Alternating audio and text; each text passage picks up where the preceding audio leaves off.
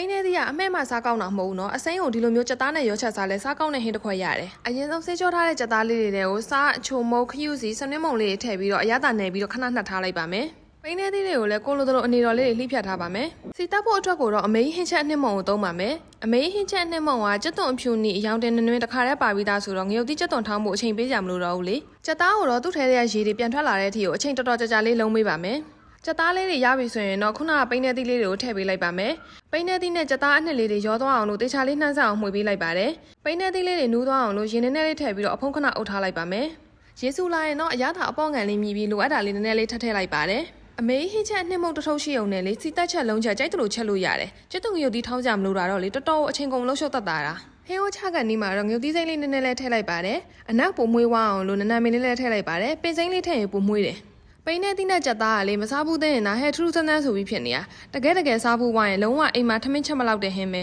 တကယ်စားကောင်းမကောင်းသိချင်အိမ်မှာလိုက်ရှာစားကြည့်နော်စောင့်နေကြည့်ပေးလို့ကျေးဇူးပါဘိုင်